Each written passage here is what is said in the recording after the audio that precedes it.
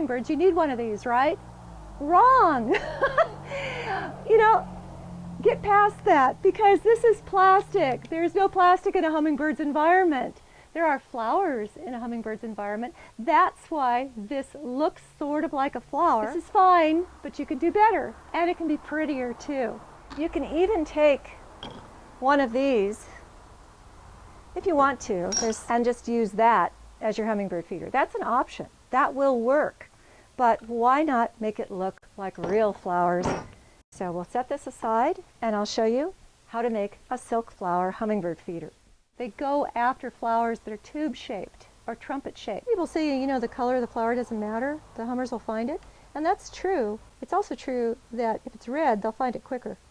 And I'm going to wire this onto this 18-gauge coated florist's wire. Just cut that in half, because you can make two out of this. And you want to pull the center out of the silk flower like that. And then you just thread your floral wire. These usually have this little plastic bud-shaped thing, and that's nice to go on last to sort of hold everything together. When you bend that wire around, and that's like making a knot, make sure that there's no sharp tip that can poke the hummingbird, because wire can be very sharp.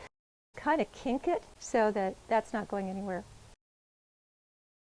Well, they normally go for the center of the flower, and there's enough of a gap there that they can access the sugar water, but they'll quickly learn that they can go between the petals. Make a nice coil so that the flower can go into the glass holder and it stays upright. You have to anchor this. And to do that, I just use flat florist's marbles.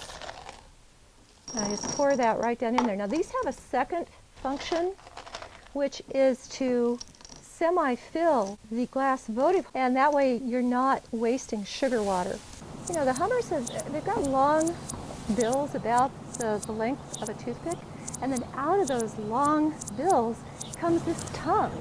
And the tongue goes down and it laps up the sugar water. You know, that's about the right depth for that.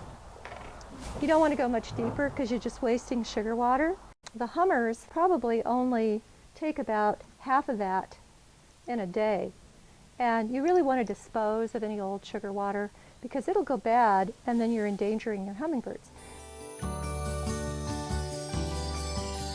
One hummer will probably claim this.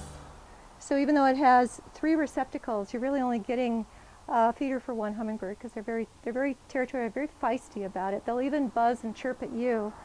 Although they're not really afraid of anything because nothing is fast enough to catch a hummingbird.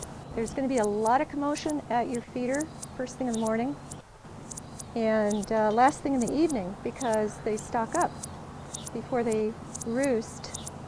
And then their whole metabolic system shuts down to a state of torpor all night, and then they wake up in the morning hungry and raring to go. Look at where you can see it. What's the point of having it if you can't see it?